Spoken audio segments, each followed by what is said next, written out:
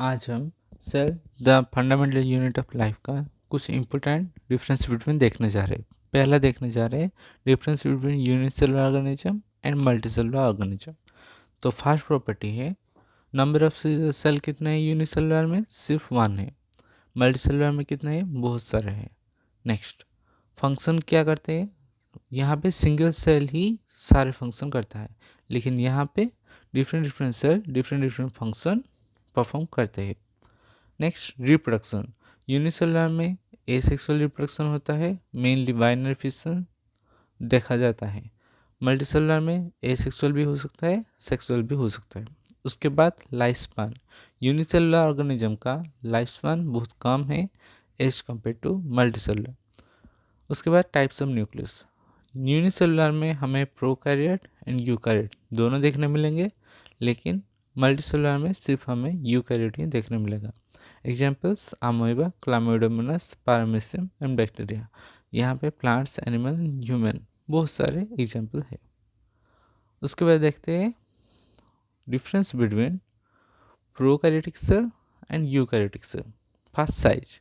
Prokaryotic cell generally small होते हैं और यूकैरियोटिक सेल जनरली लार्ज होते हैं। यहाँ स्मॉल कितने साइज के होते हैं, 1 to 10 माइक्रोमीटर, जो कि माइक्रोमीटर है 10⁻⁻6 मीटर, और ये 5 to 100 माइक्रोमीटर।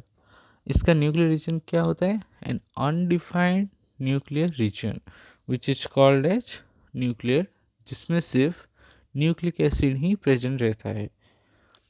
यहाँ पे क्या है, a well defined and surrounded by nuclear membrane. यहाँ पे न्यूक्लियर मेम्ब्रेन सराउंडेड नहीं होता है, यहाँ पे न्यूक्लियर मेम्ब्रेन सराउंडेड होता है।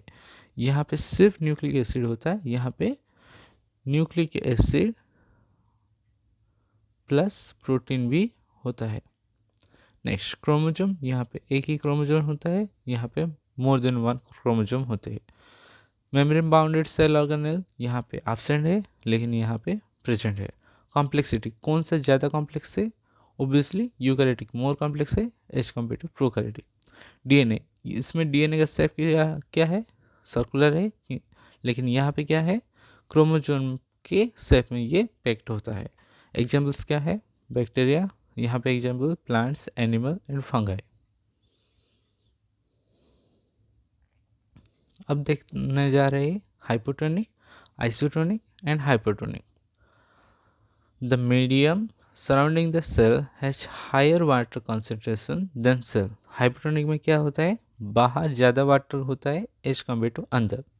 आइसोटोनिक में क्या होता है, the medium surrounding cell has equal water concentration, जितना बाहर है उतना ही अंदर है। हाइपोटोनिक क्या है, medium has lower concentration of water, मतलब यहाँ पे कम वाटर होता है as compare to inside of the cell. Next, flow of water. यहाँ पे कहाँ होता है, water molecule free to pass across the cell membrane in both direction.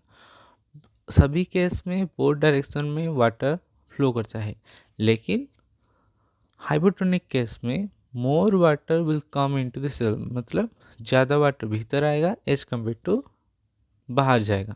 उसी तरह से आइसोटोनिक में ज़्यादा अमाउंट बाहर जाएगा एज कम, मतलब आइसोटोनिक में जितना बाहर जाएगा उतना ही अंदर आएगा, लेकिन हाइपोटोनिक में क्या होगा, ज़्यादा वाटर बाहर जाएगा, कम वाटर भीतर आएगा।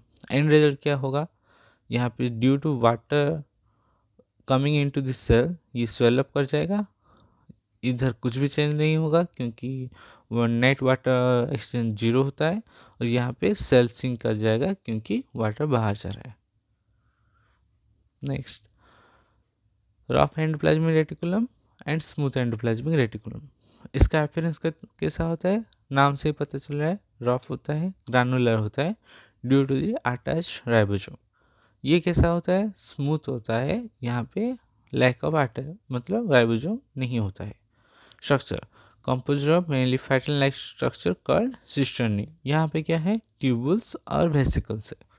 इसका प्राइमरी फंक्शन क्या है, प्रोटीन सिंथेसिस है। इसका प्राइमरी फंक्शन क्या है, लिपिड सिंथेसिस है। Location, typically found closer to the nucleus, ये न्यूक्लियस के आसपास रहता है। ये कहाँ पे है, found farther away towards the periphery of the cell, मतलब सेल की बाउंड्री के आसपास हमें ये दिखाई देता है। नेक्स्ट है माइटोसिस और meiosis. Number of division mitosis में कितना होता है? एक ही होता है, लेकिन मियोसिस में 2 डिवीजन होते हैं, मतलब 2 बार होता है। माइटोसिस में न्यू सेल कितना फॉर्म होता है? 2 फॉर्म होता है। मियोसिस में 4 फॉर्म होता है। यहाँ पे जेनेटिक चेंज कुछ भी नहीं होता है, आइडेंटिकल रहता है। यहाँ पे जेनेटिक चेंज होता है। Number of chromosome same as mother cell का जितना क्रोमोसोम रहता है यहाँ पे उतना रहता है। मियोसिस में लेकिन वो हाफ हो जाता है। नेक्स्ट, इसका मेन पर्पस क्या है? Growth and repair. सॉरी, यहाँ पे थोड़ा मिस्टेक हो गया है, ये रिपेयर नहीं होगा, ये होगा हमारा रिप्रोडक्शन और जेनेटिक चेंजेस। रिप्रोडक्शन केस में ये होता है। नेक्स्ट, एनिमल सेल और प्लांट सेल के अंदर क्या क्या डिफरेंस है? सेल वॉल प्लांट सेल में प्रेजेंट, एनिमल सेल में एब्सेंट। क्लोरोप्लास्ट प्लांट में प्रेजेंट, एनिमल में एब्सेंट। वैक्यूल, यहाँ पे बहुत बड़ा वैक्यूल रहता है, सेंट्रल में रहता है, और यहाँ पे छोटे रहते हैं लेकिन ज़्यादा रहते हैं। शेप, यहाँ पे फिक्स शेप है, यूजुअल रेक्टेंगल, और स्क्वायर देखेंगे यहाँ पे इरेगुलर शेप है। सेंट्रियोल यहाँ पे एब्सेंट रहता है प्लांट सेल में, और एनिमल सेल में प्रेजेंट रहता है। आज के लिए वीडियो में इतना ही।